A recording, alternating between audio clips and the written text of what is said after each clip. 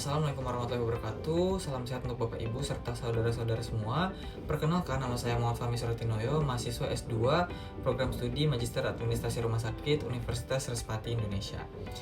Baik, pada kesempatan kali ini saya ingin sekali membagikan hal yang menurut saya sangat penting untuk kita semua pahami bersama, bukan hanya sebagai tenaga medis, melainkan juga sebagai anggota masyarakat yang mungkin saja suatu saat membutuhkan pelayanan ini. Topiknya adalah bagaimana sebenarnya alur pelayanan di instalasi gawat darurat atau yang sering kita kenal dengan IGD, serta bagaimana sistem triase bekerja di dalamnya.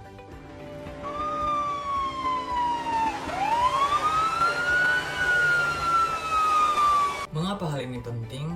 Saya sering kali mendapatkan pertanyaan, kenapa pada saat datang ke IGD ada pasien yang datangnya belakangan, namun mendapatkan pelayanan lebih cepat? Pertanyaan ini sangat wajar sekali muncul dikarenakan mungkin saat itu orang-orang sedang mengalami panik atau khawatir terhadap kondisi dirinya sendiri maupun kondisi keluarganya.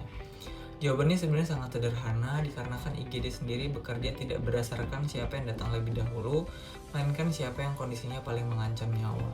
Oleh karena itu, maka penting bagi kita semua untuk mengetahui bagaimana alur pelayanan di instalasi gawat darurat serta bagaimana sistem triase bekerja.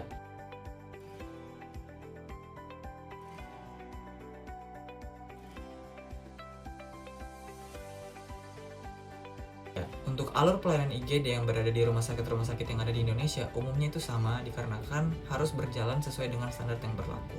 Pertama adalah proses kedatangan pasien. Pada saat pasien tiba, baik datang sendiri maupun diantar keluarga atau datang dengan ambulans, pasien akan disambut oleh petugas rumah sakit di pintu masuk IGD. Nah, pada saat ini proses screening awal akan dilakukan dan juga akan dilakukan proses screening infeksi jika diperlukan. Yang kedua adalah proses triase. Di proses ini, dalam hitungan menit, perawat maupun dokter akan melakukan penilaian cepat yang dinilai adalah tanda-tanda vital, kemudian tingkat kesadaran pasien, serta status generalis atau keadaan umum pasien. Nah, dalam tahap ini, pasien akan dikelompokkan ke dalam tingkat kegawatan tertentu yang akan saya jelaskan lebih detail nanti. Yang ketiga adalah proses pendaftaran administrasi. Jadi pada tahap ini sebenarnya akan berjalan paralel di mana keluarga pasien akan dibantu oleh petugas untuk melengkapi data pasien termasuk data penjaminan baik BPJS maupun asuransi lainnya. Yang keempat adalah penanganan sesuai dengan kategori. Setelah pasien di-assess, maka akan diarahkan ke ruangan yang sesuai. Bisa pasien ditangani di ruangan resusitasi, bisa ditangani di ruangan observasi, ataupun di ruangan tindakan prioritas. Hal ini sesuai dengan triase yang telah dilakukan sebelumnya. Yang kelima adalah pemeriksaan penunjang. Jika dokter membutuhkan data tambahan untuk penegakan diagnosis, maka dapat dilakukan tindakan berupa ronsen, pemeriksaan laboratorium, atau pemeriksaan penunjang lainnya untuk mendukung diagnosis. Yang keenam adalah keputusan akhir. Setelah pasien dilakukan tindakan, kemudian dilakukan pemeriksaan tambahan, lalu dinilai apakah pasien tersebut kondisinya sudah stabil atau tidak.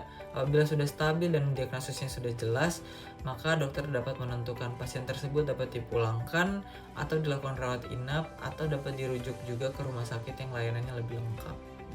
Selanjutnya saya akan menjelaskan mengenai pembagian triase di instalasi gawat darurat. Ini adalah bagian yang paling sering menimbulkan pertanyaan di masyarakat karena secara umum sistem triase di Indonesia ini akan membagi pasien menjadi 4 kategori yang ditandai dengan warna.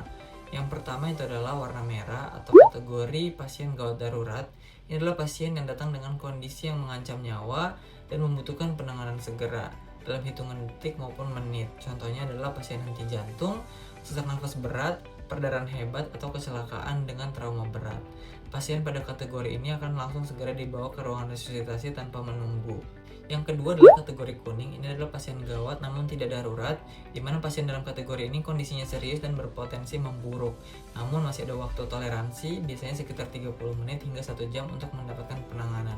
Contohnya adalah patah tulang tertutup, demam tinggi dan penurunan kesadaran ringan, atau nyeri dada yang perlu evaluasi lebih lanjut.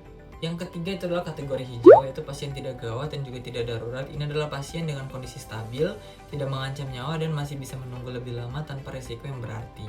Contohnya adalah luka ringan, demam biasa, atau keluhan yang sifatnya kronis dan sudah berlangsung lama.